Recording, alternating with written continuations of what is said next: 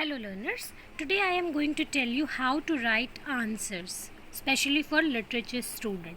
तो बहुत से स्टूडेंट्स ये क्वेश्चन कर रहे थे कि मैम आंसर्स कैसे लिखें। हमको कैरेक्टर समझ में आ जाते हैं, समरी समझ में आ जाती, थीम समझ में आ जाता है, पर आंसर इतने सारे याद करने में प्रॉब्लम होती है, स्पेशली जो इंग्लिश में इतने अच्छे नहीं हैं, इंग्लिश में प्रॉब्लम होती है, तो आपको आंसर इतने सारे याद करने में भी प्रॉब्लम होती है। तो जो ट्रिक मैं आपको बताने जा रही हूँ, अगर आप वो ट्रिक अप्लाई करते हैं, डेफिनेटली आप एक बहुत अच्छा आंसर लिख पाएंगे और बहुत इजी तरीके से आप आंसर को लिख पाएंगे। आपको बहुत सारे आंसर याद करने की ज़रूरत नहीं है। तो चलिए देखते हैं कि हम कैसे आंसर लिखें और कैसे याद करें। तो देखिए, कोई भी हम वर्क पढ़ते हैं और उस पर आंसर लिखना होता है, तो दो तरह से क्वेश्चंस पूछे जाते हैं। एक तो वर्क पे क्वेश्चन आता है, एक ऑथर पे क्वेश्चन आता है, ठीक है। तो वर्क पे और ऑथर पे क्वेश्चन के जब हम आंसर लिख रहे होते हैं, बहुत ज़्यादा डिफरेंस नहीं होता है। आप अगर ध्यान से देखें तो आपको ज़्यादा आंसर लिखने की ज़रूरत नहीं है, कुछ थोड़े से ही आपको हेर फेर करने, मतलब आपको क्वेश्चन के अकॉर्डिंग एक ही आंसर से खेलना है। आप आंसर बनाएंगे एक और ज़्यादा से ज़्यादा दो, एक वर्क पे एक ऑथर पे, और क्वेश्चन के अकॉर्डिंग आप एक ही आंसर से कैसे खेल सकते हैं ये हम देखते हैं। तो सबसे पहले आपको क्या लिखना होता है, आंसर की शुरुआत कैसे करेंगे, क्वेश्चन के अकॉर्डिंग आप देंगे इंट्रोडक्शन, ठीक है। अगर वर्क पे कोई क्वेश्चन आता है तो उसके इंट्रोडक्शन में आप क्या लिखेंगे, अबाउट वर्क। अब अबाउट वर्क में आप क्या क्या लिखेंगे, रिटन बाय हुम, कि वो वर्क जो है वो किसने लिखा है, ठीक है। पब्लिकेशन लिखेंगे कि कब पब्लिश हुआ, किस कलेक्शन में पब्लिश हुआ, उसके टाइटल के बारे में आप बताएंगे। फिर मेन ऑब्जेक्टिव, कि उस वर्क को लिखने का मेन ऑब्जेक्टिव क्या है, वो जो वर्क है वो क्यों लिखा गया। उसकी रैंक के बारे में भी आप बात करेंगे कि जो वर्क है वो किस रैंक पे है, वो उनका मास्टरपीस है, बहुत अच्छा वर्क है, या फिर उसको ज़्यादा फेम नहीं मिली। इस तरह का डिस्कशन आप इंट्रोडक्शन में कर सकते हैं। अबाउट ऑथर में आप क्या लिखेंगे, एज ही बिलोंग्स टू, जिस एज से वो बिलोंग करते हैं। मोस्टली क्या करते हैं स्टूडेंट्स कि उनकी बायोग्राफी में आप बहुत सारी चीज़ें इंक्लूड कर देते हैं, उनका birth place, education, mother, father, sister, brother. तो इतनी सारी बायोग्राफी आपको याद करने की ज़रूरत नहीं है।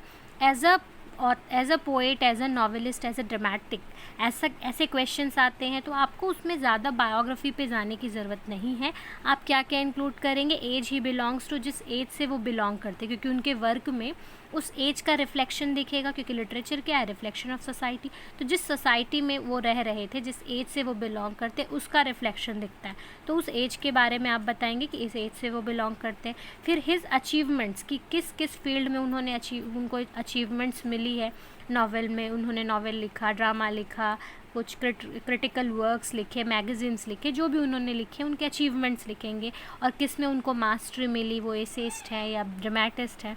फिर हिज स्पेशलिटी, वही स्पेशलिटी में बताएंगे कि उनकी स्पेशलिटी क्या है, किस में उनको ज़्यादा फेम मिली। तो इस बारे में हम डिस्कस करते हैं अबाउट ऑथर में। तो ये जो फर्स्ट पैराग्राफ होता है ये आपका डिफरेंट होगा, ऑथर पे अलग, वर्क पे अलग। देखना धीरे धीरे सिमिलैरिटी कैसे आएगी आंसर में। तो ये आपको दोनों अलग याद करने हैं, अबाउट वर्क, अबाउट ऑथर, ये आपने याद कर लिया। फिर आप बैकग्राउंड लिखेंगे। वर्क के बैकग्राउंड में क्या लिखेंगे, how the work had started. Background में क्या लिखना होता है कि जो वर्क है वो कैसे स्टार्ट हुआ, कहाँ से राइटर को इंस्पिरेशन मिली उस वर्क को लिखने के लिए, या फिर वो किसी को डेडिकेटेड है। जो भी वर्क अगर लिखा गया, अगर वो किसी को डेडिकेटेड है, वाइफ को, फ्रेंड को, या किसी को भी दूसरे राइटर को, तो वो हम डिस्कस करेंगे बैकग्राउंड में। तो वो वर्क कैसे स्टार्ट हुआ, कहाँ से इंस्पिरेशन मिली, ये हम बैकग्राउंड में लिखते हैं। ऑथर की बैकग्राउंड में हम क्या लिखते हैं, little biography that inspired the author to write. तो लिटिल बायोग्राफी में बैकग्राउंड, उनको पूरा बैकग्राउंड उनका नहीं लिखना है, पूरी बायोग्राफी नहीं लिखनी, ब्रदर सिस्टर कोई रिलेशन की बात नहीं करनी, हमको उस रिलेशन की, उस इवेंट की बात करनी है जो उन ऑथर को इंस्पायर करता है लिखने के लिए। जैसे उनकी मैरिज, या कोई उनकी बिलवड या लवर, या फिर उनकी लाइफ के जो स्ट्रगल है जिससे वो लिखने के लिए उनमें, जैसे एमिली डिकिंसन की अपनी लाइफ की खुद स्ट्रगल पे वो लिखते थे, ब्राउनिंग अपनी वाइफ पे लिखते थे, शेक्सपियर ने अपनी बिलवड पे सॉनेट्स लिखी, अपने फ्रेंड और बिलवड पे। तो इस तरह से जो इंस्पिरेशन जहाँ से उनको मिलती है, हम सिर्फ उसी बायोग्राफी की बात करेंगे, उसी बैकग्राउंड की बात करेंगे, हमको ज़्यादा डिटेल में नहीं जानना है। फिर थर्ड टॉपिक पे बात करते हैं हम, थीम। अब थीम देखिएगा कैसे सिमिलर होगा वर्क का और ऑथर का। अब देखिए मेन आइडिया विद कोटेशंस, तो सबसे पहले आप जिस वर्क की बात कर रहे हैं उसमें मेन आइडिया, थीम का मतलब क्या होता है, जिस मेन आइडिया पे बात की गई है, ठीक है, उस मेन आइडिया को आप पॉइंट आउट करेंगे कि उसमें पेन की बात हुई है, लव की बात हुई, सेक्रीफाइस, डिवोशन, जो भी फीलिंग, जो भी मेन थीम है उसकी बात करेंगे और उससे रिलेटेड कोटेशंस डालेंगे। जैसे प्राइड एंड प्रेजुडिस में प्राइड कहाँ पे दिखाई दे रहा है, किसके स्पीच में, किसके नरेशन में वहाँ पे आपको प्राइड दिखाई दे रहा है, कौन सा कैरेक्टर ऐसा है जिसमें प्राइड दिख रहा है और उसकी कौन से नरेशन में, कौन से स्पीच में उसने ये प्राइड दिखाया है। तो इस तरह से कोट करना ज़रूरी है, जो थीम आप लिख रहे हो उसके अकॉर्डिंग कोट करना ज़रूरी है। कोटेशंस आपके आंसर को बहुत अट्रैक्टिव बनाता है, तो आप आंसर को बहुत ज़्यादा याद ना करके कोटेशंस को याद कीजिए। जितने ज़्यादा आप कोटेशंस याद करेंगे आपका आंसर उतना अट्रैक्टिव बनेगा। तो आंसर को अट्रैक्टिव बनाने के लिए कोटेशंस पे ध्यान दीजिएगा। अब ऑथर की थीम, अब देखिए जो वर्क है वो उस ऑथर ने ही लिखा है, तो जो थीम उस वर्क में, उस पर्टिकुलर वर्क में है, जाहिर सी बात है वो थीम उस ऑथर के एक्चुअल में वो थीम यूज़ करते हैं। तो वही थीम जो आपने इस वर्क में यूज़ किया है वही थीम आप ऑथर में भी यूज़ कर सकते हैं।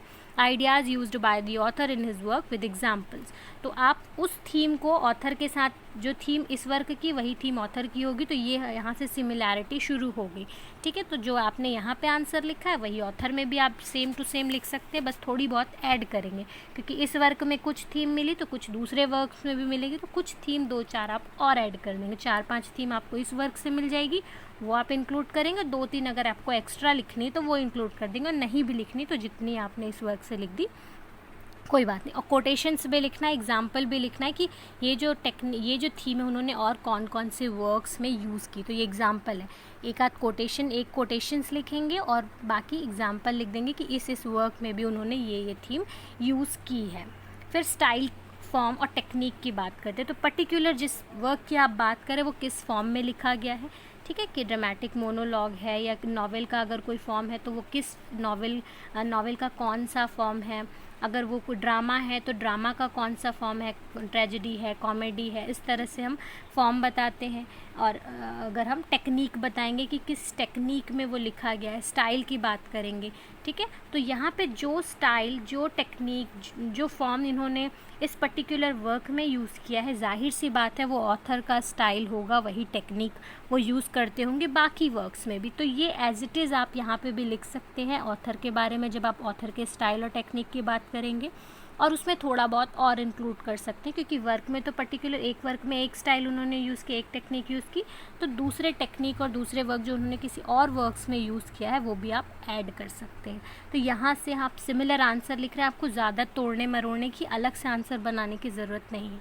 फिर रेटरिक और फिगर्स ऑफ स्पीच, कोई अलंकार या जो भी फिगर ऑफ स्पीच इस पर्टिकुलर वर्क में यूज़ हुआ है, figure of speech used in the work with quotes from the work, तो यहाँ पे जो भी फिगर ऑफ स्पीच जैसे मेटाफर, सिमिली, सिम्बल्स या कोई भी फिगर ऑफ स्पीच अगर यूज़ हुआ है तो उसके बारे में हम बात करेंगे कि इस स्टेंजा में एलिटरेशन यूज़ हुआ है, और उस लाइन को कोट करेंगे कि कहाँ पे एलिटरेशन यूज़ हुआ है, कहाँ पे मेटाफर यूज़ हुआ है। तो कोटेशंस ज़रूरी है, कोटेशन से आंसर बहुत क्लियर होते हैं और आपको मार्क्स भी बहुत अच्छे मिलते हैं। जब भी आप कोट करो तो ब्लैक और ब्लू 2 पेन यूज़ करना आपको एग्ज़ाम में।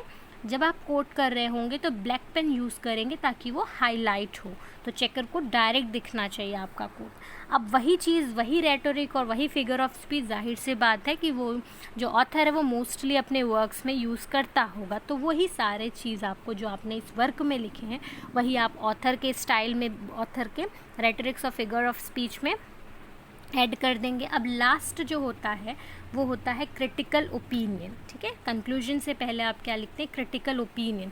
क्रिटिकल ओपिनियन बहुत से स्टूडेंट्स नहीं लिखते हैं, पर ये बहुत अट्रैक्टिव लगता है अगर आप क्रिटिकल ओपिनियन डालते हैं। कोई वर्क के बारे में किसी दूसरे ऑथर ने, किसी दूसरे क्रिटिक ने अगर कुछ कहा है, ठीक है, तो उसको आप कोट करेंगे कि इस राइटर ने इस वर्क के बारे में ये लाइनें कही हैं, तो 2-4 लाइन आपको लिखना है जिससे आपका आंसर और ज़्यादा अट्रैक्टिव, ब्यूटीफुल लगेगा।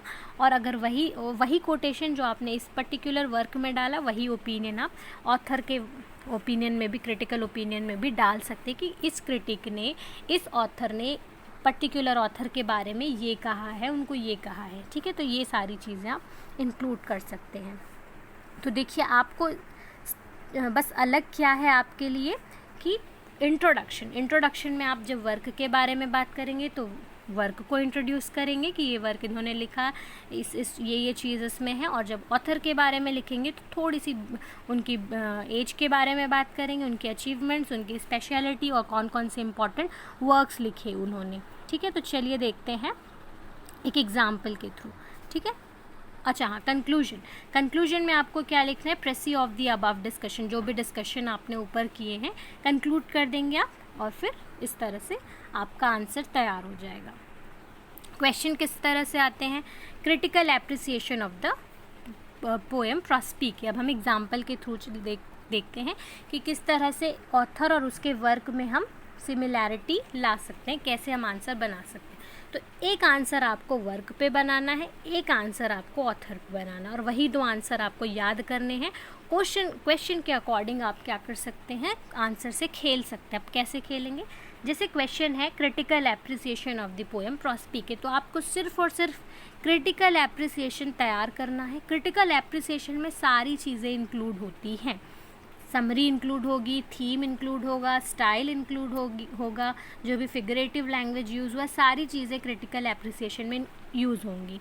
अब क्वेश्चन में अगर क्रिटिकल एप्रिसिएशन की जगह समरी आ जाता है, आपको वही लिखना है। अगर स्टाइल आ जाता है, वही लिखना है। थीम आ जाती है तो थीम वही लिखना है, बस चीज़ों को डिटेल करते जाना है। इंट्रोडक्शन में सेम चीज़ रहेगी। तो इंट्रोडक्शन में हम क्या लिखते हैं, दूसरा क्वेश्चन क्या आएगा, Robert Browning as a poet. तो हम ब्राउनिंग की एक पोएम प्रॉस्पिक है और Robert Browning as a poet में कैसे आंसर एक जैसा लिखेंगे, देखिए इंट्रोडक्शन दोनों का अलग होगा, ठीक है। This famous poem Prospice is composed by a very popular poet Robert Browning, he is the best known for his dramatic monologue. तो अब हम यहाँ पे क्या बोल रहे हैं कि ये जो फेमस पोएम है रॉबर्ट ब्राउनिंग ने लिखी है और वो ड्रामेटिक मोनोलॉग के लिए फेमस है, और इस पोएम में उन्होंने ड्रामेटिक मोनोलॉग टेक्निक यूज़ की है, और it was published when it was published in, और उनका पब्लिकेशन बता देंगे कि किस में कंपोज हुआ। It was composed after the death of Browning's beloved. तो यहाँ पे बैकग्राउंड बता रहे हैं कि ये जो पोएम है वो ब्राउनिंग की वाइफ जो थी बिलवड, उन एलिजाबेथ, उनकी डेथ के बाद ही उन्होंने ये कंपोज की। तो इस तरह से और भी चीज़ें इंट्रोडक्शन में हम यूज़ कर सकते हैं कि इन्होंने ड्रामेटिक मोनोलॉग टेक्निक यूज़ की, जो भी, ठीक है। इंट्रोडक्शन अब यहाँ पे हमने ऑथर ये बताया। अब सेम चीज़ ऑथर की तो नहीं होगी, ऑथर के बारे में हम क्या बताएंगे। अब देखिए जब उसका बर्थ या डेथ लिखना होता है तो हम ऐसा पूरा सेंटेंस नहीं लिखेंगे that he was born in this year in this day, पूरा सेंटेंस नहीं लिखना है आपको। अगर याद है उनका डेट ऑफ डेथ, तो वो आप ब्रैकेट में लिखेंगे जिसमें इस तरह से लिखा हुआ है, ठीक है। And he was the English poet and play right, तो वो क्या क्या थे, किस किस फील्ड में उन्होंने काम किया, तो वो पोएट थे, प्ले राइट थे, मास्टरी ऑफ ड्रामेटिक मोनोलॉग में उनकी मास्टरी थी, he was the foremost Victorian poet. तो इस तरह से उनके बारे में हम बात करेंगे। वो डार्क ह्यूमर यूज़ करते थे, सोशल कमेंटेटरी यूज़ करते थे, हिस्टोरिकल सेटिंग्स वो यूज़ करते थे अपने वर्क्स में। तो इस तरह से हमने उनकी स्पेशलिटी पे बात की, उनके अचीवमेंट्स पे बात की। हम ये भी इंक्लूड कर सकते हैं कि उनको कोई अवार्ड मिला, कब मिला, किस चीज़ के लिए मिला, ये सब डिस्कस हम कर सकते हैं।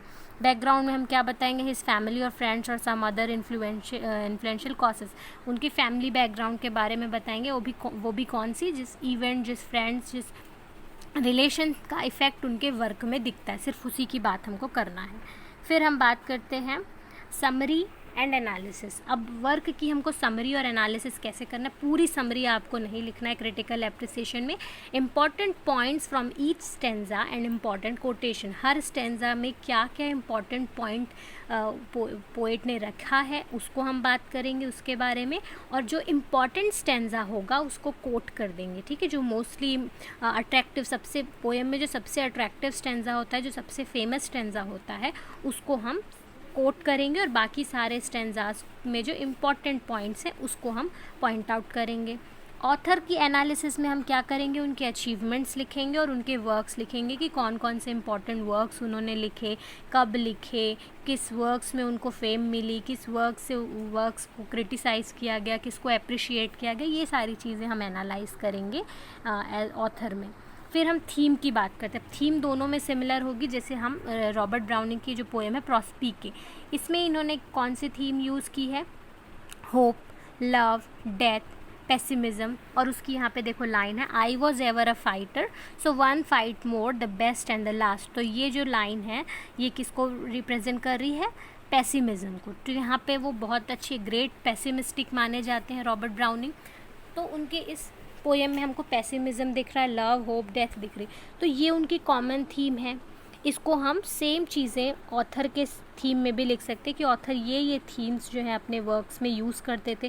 तो लव, डेथ, पेसिमिज्म तो हमने यूज़ कर लिया, इसके अलावा और भी अगर कोई थीम वो यूज़ करते थे तो 2-3 हम और ऐड कर देंगे और 1-2 कोटेशन ऐड कर देंगे। जैसे ये I was ever a fighter, तो ये कोट हम दोनों में डाल सकते हैं, वर्क पे भी डाल सकते हैं इनके प्रॉस्पीके के, और ऑथर के बारे में जब हम लिख रहे होंगे ऑथर की थीम के बारे में तो वहाँ पे भी हम डाल सकते हैं। ये होप को भी दिखा रहा है, ठीक है। फिर हम स्टाइल, फॉर्म और टेक्निक की बात करते हैं। तो स्टाइल में हम क्या लिखते हैं कि कौन से स्टाइल में लिखा गया। तो जैसे ये ड्रामेटिक मोनोलॉग टेक्निक इन्होंने यूज़ की है, टेक्निक हो गई ड्रामेटिक मोनोलॉग, तो जाहिर सी बात है कि वो रियल में मतलब उनकी जो स्टाइल है वो ड्रामेटिक मोनोलॉग टेक्निक यूज़ करते थे, तो दोनों सिमिलर हो गया। फिर हम पर्टिकुलर पोएम की राइम की बात करते हैं। अब ऑथर में हमको राइम की बात करने की ज़रूरत नहीं, राइम तो पोएम की ही बात करते हैं। राइम स्कीम क्या है, फॉर्म क्या है पोएम का, फॉर्म में हम क्या बात करते हैं कि जो कितने स्टैंजा हैं पोएम में, किस फॉर्म में लिखा गया, कौन सा स्टैंजा है, स्पेंसरियन है, आइएम्बिक, पेंटामीटर है, या और कोई फॉर्म में लिखा गया स्टैंजा है, उस पर बात करेंगे, ठीक है। तो वही सारी चीज़ें यहाँ पे भी हम ऑथर के बारे में भी बात करेंगे कि वो आइएम्बिक, पेंटामीटर फॉर्म के स्टैंजा यूज़ करते थे या स्पेंसरियन स्टैंजा यूज़ करते थे अपनी राइटिंग्स में। तो इस तरह से हम सेम चीज़ें ऑथर पे भी लिख देंगे। रेटरिक्स जैसे सिमिली, मेटाफर, सिंबल और अदर्स, ये सारी चीज़ें अगर इस पोएम में यूज़ हुई है तो उस लाइन को हम यहाँ पे कोट करेंगे कि कहाँ पे सिमिली यूज़ हुआ है, कहाँ पे मेटाफर यूज़ हुआ है, और सेम चीज़ ऑथर दूसरे वर्क्स में भी यूज़ करेगा। तो वही चीज़ हम रेटरिक्स जो भी यूज़ करते थे ऑथर अपने मोस्टली वर्क में, हम ये दिखाएंगे कि उन्होंने मोस्टली अपने वर्क में सिमिलीज़ यूज़ की, मेटाफर्स यूज़ किए, ये सिंबल यूज़ किए। तो जो इस वर्क में यूज़ हुआ है वही चीज़ वो जनरली यूज़ करते थे, तो वही चीज़ हम उठा के ऑथर पे भी लिख देंगे। क्रिटिकल ओपिनियन की बात करें तो बाय एनी क्रिटिक, अगर कोई क्रिटिक ने, कोई ऑथर ने या किसी ने भी उनके इस वर्क को, ब्राउनिंग के वर्क को, प्रॉस्पीके को, अगर किसी क्रिटिक ने अपना ओपिनियन दिया है इस बारे में तो वो हम लिखेंगे, और सेम चीज़ें ऑथर पे भी लिख देंगे हम कि इस ऑथर ने, इस क्रिटिक ने ब्राउनिंग के बारे में ये लाइनें कही हैं, ठीक है। तो ये इस तरह से आंसर आपको बनाना ही है। नोट्स अगर आपने बना लिए तो आप बहुत अच्छा आंसर लिख सकते हैं। अब नोट्स बनाने का तरीका क्या है कि आपको अगर बुक की लैंग्वेज टफ़ लग रही है, आप जो पढ़ रहे हैं वो आपको टफ़ लग रहा है, तो आप क्या करोगे, जब आप उसको पढ़ते हो तो जो इजी लैंग्वेज उसमें जो क्योंकि उसमें इजी लैंग्वेज भी होगा, टफ़ लैंग्वेज भी होगा, तो जो टफ़ लैंग्वेज होगा या तो उसको स्किप कर दीजिए, नेट प्रेफर कीजिए, नेट से आंसर बहुत अच्छे मिल जाएंगे आपको। 1-2 बुक्स जो कि इजी बुक्स होंगी उससे आपको आंसर मिल जाएंगे। तो अपना खुद का, अपनी समझ के अकॉर्डिंग आप अपना आंसर तैयार करेंगे। अब जैसे यहाँ पे क्रिटिकल एप्रिसिएशन आता है तो आप ये सारी चीज़ें थोड़ा थोड़ा ऐड करेंगे, ठीक है, सारी चीज़ों के बारे में थोड़ा थोड़ा डील करेंगे। लेकिन अगर पर्टिकुलर आ जाता है कि थीम्स ऑफ प्रॉस्पीके की जो थीम है उस पर बात करना है, तो इंट्रोडक्शन आपको चेंज नहीं करना है, इंट्रोडक्शन सेम रहेगा, बस आपको क्या करना है, थीम पे फोकस करना है। अब ये सारे बैकग्राउंड पे हटा के आप किस पे फोकस करेंगे, थीम वर्ड आना चाहिए आपके यहाँ पे कि ऑथर ने यहाँ पे पर्टिकुलर बहुत सारे थीम्स यूज़ किए हैं, लाइक लव, पेसिमिज्म, डेथ, तो ये सारी थीम्स उन्होंने यूज़ की। तो उसको हम डिटेल में, अभी हम अगर क्रिटिकल एप्रिसिएशन लिख रहे हैं तो हम थोड़ी थोड़ी चीज़ों को डील करेंगे, पर पर्टिकुलर थीम पे क्वेश्चन आएगा तो हम थीम को और डिटेल कर देंगे, ठीक है। एनालिसिस पे आएगा तो ये ऑलरेडी एनालिसिस ही है। समरी आता है तो समरी तो यही चीज़ है, ठीक है। स्टाइल, फॉर्म, टेक्निक जो भी आता है उसको बस आपको फोकस करना है, ठीक है, उसको फोकस करना है। तो एक ही आंसर बना के क्वेश्चन के अकॉर्डिंग आप क्या कर सकते हो, उसी आंसर को घुमा सकते हो। घुमाना नहीं, आंसर वही रहेगा, बस फोकस बढ़ा देना है। क्वेश्चन जिस पे पूछा गया है फोकस उस पे डालना है आपको, ठीक है। तो एक ही आंसर तैयार कीजिए, और एग्ज़ाम में जितना क्वेश्चन पूछा जाता है आंसर बस उतना ही लिखना है। आपके पास इतना टाइम नहीं होता कि आप टाइम वेस्ट करें। तो एग्ज़ाम में कैसे आंसर लिखना है ये मैं आपको नेक्स्ट वीडियो में बताऊंगी। आई होप आप अब एक अच्छा आंसर लिख पाएंगे। आप एक इजी टेक्निक यूज़ कीजिए, आपको बहुत सारे आंसर बनाने की ज़रूरत नहीं है। अगर आपको थीम समझ में आ गई, सबसे पहले और वर्क को पढ़िए, उसके थीम्स को पढ़िए, कैरेक्टर को पढ़िए, अगर कोई ड्रामा है, नॉवेल है, और रिलेशंस को पढ़िए कि पर्टिकुलर कैरेक्टर्स के बीच में क्या रिलेशन है, और उसमें टेक्निक को समझिए और उसी के अकॉर्डिंग फिर आप आंसर खुद बना सकते हैं। बस प्रॉब्लम होगी लैंग्वेज की, तो वो आप नेट से प्रेफर कर सकते हैं, बुक से प्रेफर कर सकते हैं, और फिर एक पर्टिकुलर आंसर बनाने के बाद आप सिर्फ अपना आंसर पढ़ेंगे। So I hope you like this session. Thank you.